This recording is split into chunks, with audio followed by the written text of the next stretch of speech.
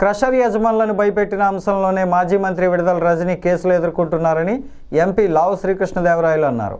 నిన్న రజనీ చేసిన వ్యాఖ్యలపై ఆయన స్పందించారు. మీ ఒత్తిడితోనే స్టోన్ క్రషర్స్పై భారీగా జరిమానా వేయబోయారనేది నిజం కాదా అని సూటిగా ప్రశ్నించారు.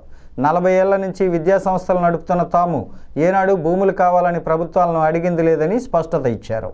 చెప్పారు మొదటిది ఏదో టెలిఫోన్ డేటా గురించి అని చెప్పి మాట్లాడారు అని చెప్పడం జరిగింది. కాల్ డేటా, టెలిఫోన్ డేటా కాదు, కాల్ డేటా గురించి మాట్లాడారని చెప్పడం జరిగింది. అమ్మ, మా ఇంట్లో కూడా నాతో పాటు తోడబుట్టిన వాళ్ళు ఉన్నారు, మహిళలు ఉన్నారు.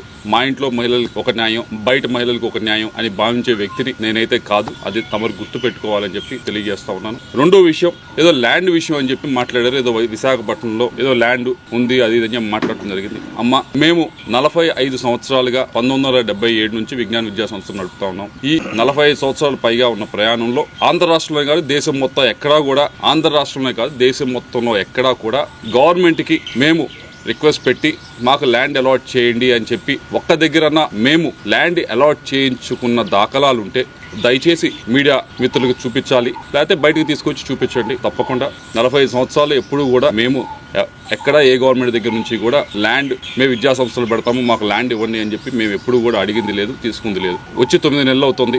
అమరావతిలో చాలా మంది ఇంకా మాకంటే కూడా అక్రెడిటేషన్ తక్కువ ఉన్న వాళ్ళు కూడా స్కూల్స్ కానీ యూనివర్సిటీస్ కానీ పెట్టుకుంటామని చెప్పి ల్యాండ్ కోసం అప్లై చేస్తున్నారు. నేను ఇప్పటిదాకా మీరు చూసుకోండి, ఎక్కడికన్నా ఏ ఆఫీస్ దగ్గరికి వెళ్ళినా చూసుకోండి, ఇప్పటిదాకా నేను ఒక అప్లికేషన్ అమరావతిలో నాకు ల్యాండ్ ఇవ్వందని చెప్పి పెట్టింది కూడా లేదు.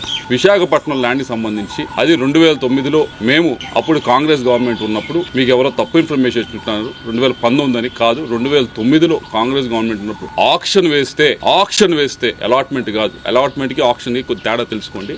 ఆక్షన్ వేస్తే ఫెయిర్ ఆక్షన్ లో మిగతా వాళ్ళతో పాటు మేము ఆక్షన్ లో పాల్గొని హైయెస్ట్ రేట్, అప్పటికి ఇప్పటికీ ఎడ్యుకేషన్ ఇన్స్టిట్యూషన్ హైయెస్ట్ రేట్ పెట్టి తీసుకున్నది మేము. కాబట్టి ఒకసారి మీకు ఎవరో మీకు బ్రీఫ్ చేస్తా ఉన్నారు, వారిని డేటానా సరిగ్గా ఇవ్వమని చెప్పి కోరుతా ఉన్నాం. ఇవన్నీ కూడా ఈ 2 విషయాలు కూడా ఎందుకు మాట్లాడారో, ఎవరు మాట్లాడిచ్చారో నాకు తెలుసు. వారి గురించి కూడా చివరిలో నేను మాట్లాడతాను. అయితే ఈ 2 విషయాలు కూడా, ఒకటి క్యారెక్టర్ అసోసియేషన్ చేసేది ప్రయత్నం మీది, ఏదో డేటా గురించి ఫోన్ డేటా గురించి ఏదో మాట్లాడి, రెండవది ఈ ల్యాండ్ ఇష్యూ వేసి మన టాపిక్ ఎలాగోలా డైవర్ట్ చేద్దామనే ప్రయత్నం మీరు చేస్తా ఉన్నారు. కానీ అసలు విషయం గురించి మాట్లాడుకుందాం. 3వ విషయం, 3 ముక్కలు అన్నా కదా, 3వ ముక్క ఇది. 3వ విషయం ఏదైతే ఈ క్రషర్స్ విషయం, ఏ క్రషర్స్ దగ్గర డబ్బులు తీసుకున్నారు అనే దాని మీద మీరు చెప్పారట. నేనేదో కేసు పెట్టించాను, రెడ్ బుక్ లో ఉంది, దాన్ని తీసుకుని ఈ కేసులు చేస్తా ఉన్నారు, ఈ 9 నెలల నుంచే పెట్టారు. అమ్మా, మీరు మరి చూసారో లేదో, నేను మీడియా మిత్రులు కూడా ఇస్తాను, దాని తర్వాత ట్విట్టర్లో కూడా షేర్ చేస్తాను, అందరూ కూడా చదువుకోవచ్చు. ఇది స్టేట్మెంట్ ఎవరిచ్చారంటే పి జాషువా, IPS ఆఫీసర్. ఈయనకి సర్వీస్ 2040 దాకా ఉంది సర్వీస్.